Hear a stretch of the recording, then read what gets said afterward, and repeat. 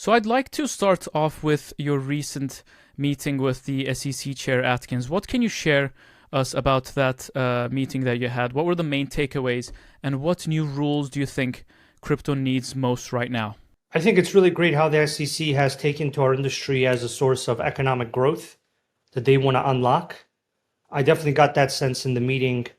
We discussed and we showed them a number of key things around cross-chain connectivity, compliance on chain, transfer agency, which is a critical process that needs to be done properly on chain. Basically, I think we're at a stage now where there's critical off-chain processes that have regulation and law that need to now happen on chain. Transfer agency is a good example. Compliance is another good example. Transfer between chains and reliable cross-chain standards that comply are a good example. These are all topics that we put forward to think about with them. I think the reception was very positive. I think if you look at the speeches that the chairman has made, you'll see that basically they're very focused on getting the US to be the epicenter of digital asset tokenization. I'm increasingly convinced that digital asset tokenization is the next stage of our industry. I think that the regulators are now viewing our industry not as a threat, but as a source of success and economic progress for the United States, which is a very different position from how they were viewing our industry even half a year ago, or maybe more than half a year ago now, maybe 9 months ago. So I think that shift is really significant for two reasons. One reason is what it's going to do to the US market, but really a lot of the world follows US regulation as a template for how they regulate. So I think what we're actually talking about is a kind of a global regulatory pattern that's going to massively benefit our industry, very specifically the RWA industry. I think it'll benefit the cryptocurrency industry by legitimizing it. But I think the RWA and digital asset tokenization trend is really what's going to get kicked off here big time. And that's what the regulators want.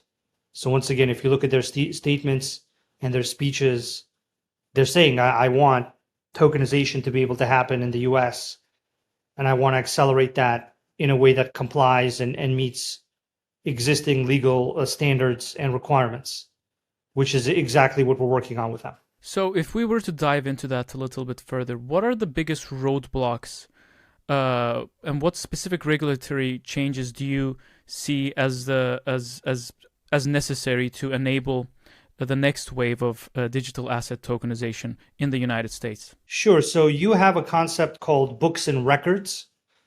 Books and records is where you can store information about ownership in a legal way.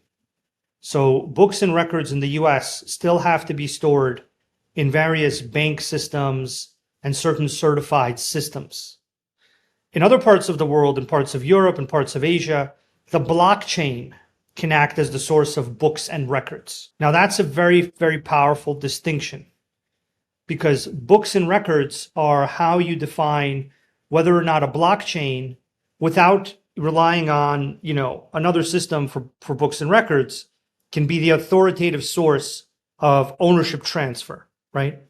In the crypto Web3 world, the concept of books and records doesn't really exist because the blockchain is seen as so reliable, and it is so reliable that if I transfer something to you, obviously the books and records are correct, because the whole point is that the blockchain is always technically correct. With books and records in the TradFi world, there's about 50, 60 years of legislation, regulation, and various conditions that need to be met. So the first thing is books and records. Within books and records, specifically something called transfer agency. Transfer agents are the entities or the parties in the traditional financial system that are responsible for making sure that you don't get scammed when I transfer something to you. So I actually, for example, can't transfer stock to you other than if it's private equity and we have a share purchase sale agreement. If I want to transfer public stock to you, I have to do it via the DTCC and via a transfer agent flow, where someone else confirms that I own the stock before you can receive the stock. So essentially, it's there to eliminate double spending of assets and transactions. So the transfer agency flows ideally can become fully on chain. with no need for off-chain books and records.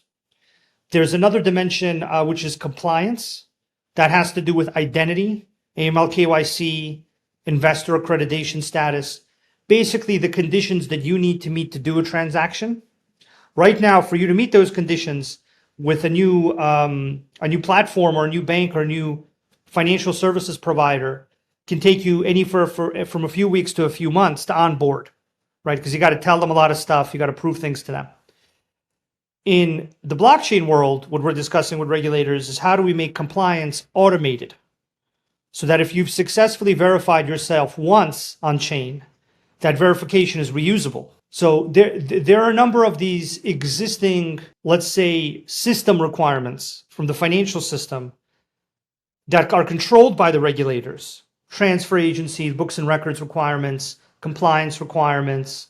There are certain data requirements. So in some cases, you're required to price or to use certain data sources to value your asset, or for calculations about your asset's value to happen a certain way. For example, net asset value calculations and other calculations. Data. So this is data. These are all topics that Chainlink has been the leader in for years in the blockchain industry. So Chainlink is by far the leader in providing data. It's by far the leader now in providing compliance. It's also the leader in cross-chain connectivity for the capital markets and TradFi world. So you're really in a world where the problems that we've been working on for years and have already solved in many cases are the exact problems that the regulators are now trying to solve to accelerate tokenization. But I would put it into those three main buckets of books and records, compliance, and then the ability to prove a certain data about the transaction to counterparties, to the market, and back to regulators.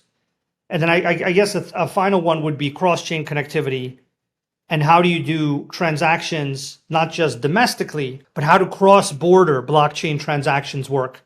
So that if DBS in Singapore wants to do a transaction against a US-issued tokenized fund, how does that work, right? How do you now comply with the books and records requirements, the compliance requirements, the data requirements of both the US and the Singapore entities, right? So now it just, the complexity of that kind of explodes there because now you have multiple requirements that need to be met for that transaction. But luckily for us, Chainlink has already been working in places like Singapore, Hong Kong, with the monetary authorities there, with the regulators there very closely, and has been very active in building essentially a standard for how to do all those things.